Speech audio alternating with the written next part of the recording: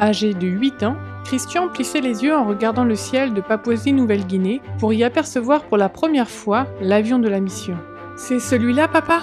demanda-t-il. « Oui, mon fils, c'est l'avion que nous allons prendre pour nous rendre à la mission, notre nouveau lieu de vie, » répondit papa. L'avion fit un dernier tour au-dessus de l'aérodrome avant d'atterrir, de s'avancer et de s'arrêter juste là où attendaient Christian et sa famille. « Bonjour !» fit la voix amicale du pilote, tandis qu'il se dirigeait vers eux pour saluer chacun. « Il nous faut partir au plus vite. Un orage se prépare et il ne faut pas que nous soyons pris dedans. » Christian s'empara vivement de son sac à dos. « La porte se trouve de l'autre côté, » précisa le pilote. « Passez par devant et montez. » Christian fit le tour de l'avion, remarquant l'immense hélice au bout de son nez et les 3 petites roues au-dessous de son ventre. Puis ses 2 sœurs et lui grimpèrent à l'intérieur.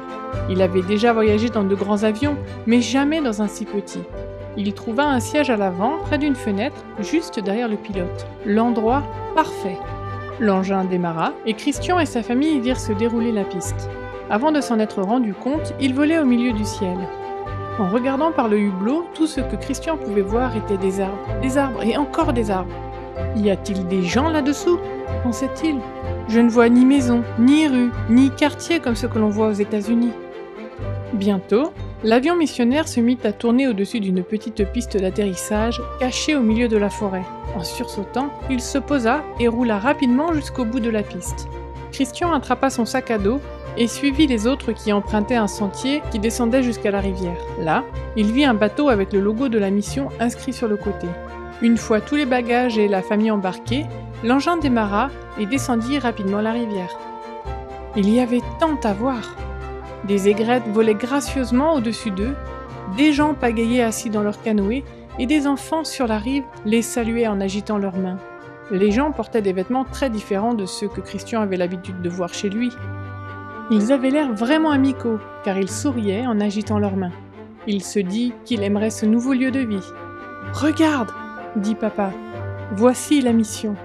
Ce sera notre nouvelle maison. » Le bateau prit un virage et le moteur ralentit. Sur la rive, des gens se tenaient prêts à les accueillir avec de larges et heureux sourires. Le bateau se rangea sur le côté. Quand le moteur s'arrêta, Christian les entendit chanter. « Nous sommes heureux aujourd'hui, nous sommes heureux aujourd'hui, nous sommes heureux de vous avoir avec nous. » Il ne pouvait s'arrêter de sourire. Dès que le chant s'arrêta, il fut le premier à descendre du bateau. Tandis qu'il longeait la longue file des personnes qui les attendaient, il serra la main de chacune et se réjouit de plus en plus en voyant le grand nombre d'enfants. Il sut qu'il allait aimer son nouveau foyer. Priez pour les missionnaires qui, comme Christian, quittent tout ce qu'ils connaissent et s'en vont loin de chez eux pour répondre à l'appel de Dieu.